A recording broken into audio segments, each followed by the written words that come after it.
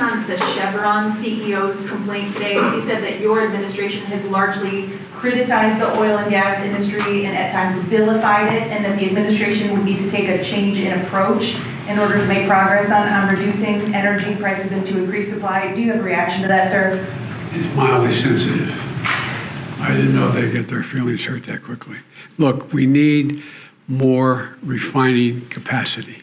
This idea that they don't have oil to drill and to bring up is simply not true. This piece of the Republicans talking about Biden shut down fields, wrong. There are 9,000 of them, okay? So then we ought to be able to work something out whereby they're able to increase refining capacity and still not give up on transitioning to renewable energy. They're both within realm of possibility. He limited seismic studies necessary for new production in the Gulf. What does that matter? Well, he has opened up some areas and said you can drill for more oil in these areas.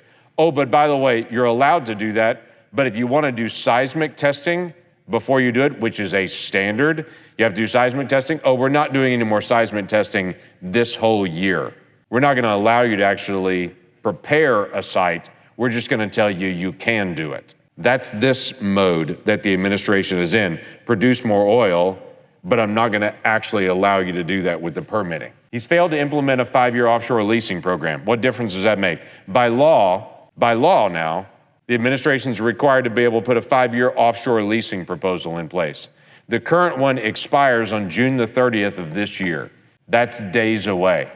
There is no present plan in place to be able to replace it. In fact, I personally asked Secretary Haaland, the Secretary of Interior, and she said, we plan to, by June the 30th, the deadline to have a new one in place, we plan that day to be able to put out a comment of what we could do if we do a new plan. And I said, when will that be complete? Her response to me was, we don't have a deadline when that will be complete. So what is required by law to have a plan for how we're going to do offshore leasing? They're going to instead, by the day it should be in place, begin discussing when they might do it in the days ahead. Again, it goes back to, we're going to talk about it, but we're actually not going to put this lease sale plan in place. He canceled a lease sale in Alaska's Cook Inlet, where some of our oil comes from. He closed off half of the National Petroleum Reserve in Alaska to any future energy development. He pushed regulations that would slow or halt a build-out of natural gas pipelines and liquefied natural gas export infrastructure. This is a FERC piece that they actually put a new leader in place in that spot. We have to think ahead. And that's not something the last outfit did very well. That's something we've been doing fairly well. That's why we need the money. Relief, isn't it, to be able to do it? Oh, my goodness. Well, is a doc here? No, I'm sorry. Oh, Dr. Johnson. You see Dr. Johnson, that guy up there? He's the guy that's running the CDC for me these days, basically. And he's up there, he's standing on stage because he's ready to perform. As recently as last week, the Build Back Better bill was still on the table. Is now the time for the administration to be pushing spending billions more or focusing on inflation? So the president is focused on inflation. And in fact, Build Back Better is a long-run investment, so to increase the economic capacity so that we're better able to address inflation. Parts of Build Back Better include addressing costs, such as prescription drugs. It includes making investments to make the transition to clean energy, which we know we need to be making as well. So that's not the kind of dollars that is stimulus. It's investment, and it's the kinds of investments that we know actually pay for themselves over time. So that's smart economic policy right now.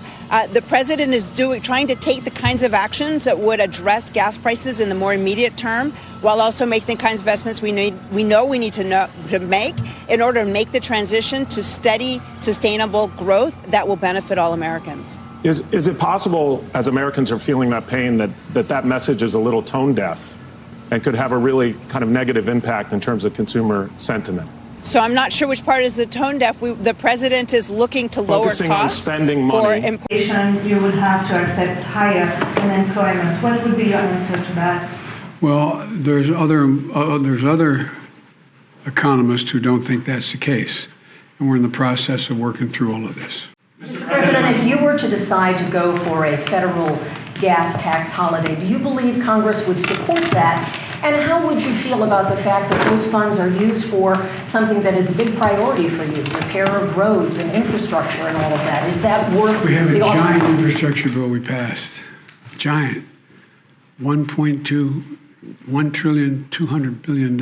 So you'd be worth It would be worth it for you to. Sure, it's not like, it's not like before. Look, it will have some impact, but it's not going to have an impact on major road construction and major repairs. Sounds like you may have made a decision. Well, let me put it this way. I'm in the process. I'll have a decision before the week is out. But you asked me an explicit question about whether or not, how would I feel? Is it going to, in fact, make it difficult to maintain our roads? The answer is we have plenty of capacity to do that. This body will remember nominees that were put by the Biden administration to go to the Federal Reserve that stated out loud their goal of coming onto the Federal Reserve was to cut off access to capital for any kind of energy development that was a fossil fuel. Literally saying you can't get loans and money to get access to that. So make it harder to actually move it when you get it, if you can get it at all on federal lands, and make it harder to be able to access to get capital.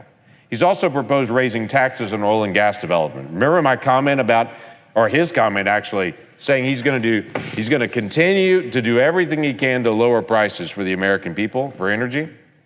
Well, what he's actually done is he's proposed a whole new set of taxes on all energy companies.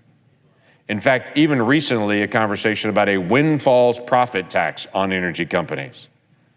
Now, here's the basic economics that this group knows well. If you tax it more, you get less of it. If you get less of it, the price goes up. This is not hard. This is basic economics. But yet this administration has proposed multiple new taxes in their budget that they just put out in the previous month. At the same time, he said, I'm going to continue to do what I can to lower prices. At the same time, he put out proposals to dramatically increase oil and gas costs. Nominate any traditional energy activist for key posts. We've seen that. He turned to hostile nations like Iran and Venezuela to meet the U.S. energy demand instead of U.S. producers. It's been interesting. I've heard several people say, well, we've got high numbers of production of oil and gas here in the United States. But the fact is, we're still 500,000 barrels less now of production than what we were pre-pandemic. We've not caught up on actual production here, and the Biden administration's made it even harder to go get it. And while the Biden administration is planning a trip to Saudi Arabia to talk to them about getting more oil, our friends in Canada are saying, why don't you come to Canada and talk to us about production? We can increase supply to the United States. And American producers are saying, we can increase supply to the United States if you'll lift regulations, allow us to get permits, stop making it harder to move it, stop making it more expensive to get it, stop adding more taxes onto us. We can produce more in the United States. Listen, the price of oil right now is about $117 a barrel. There's plenty of incentive to go get it. But the administration continues to make it harder and harder and harder and more unpredictable to actually go get it. And so folks are not going to get more. And while the Biden administration blames speculators on Wall Street and rich oil companies and everyone else, the basic facts are the administration policies are what are driving this problem. Now, are there solutions to this? Of course there are. There are ways to be able to resolve this. We can restart federal leasing onshore and offshore. And I'm not talking about having massive rigs everywhere. We do oil drilling and gas drilling better than anyone else in the world. While the administration's going over to Saudi Arabia to go get oil to be able to use in the United States, don't we think that we produce it cleaner than Saudi Arabia does? What in the world? If we're going to need to use it, then why aren't we producing it here in the United States? If this is all about a global climate challenge,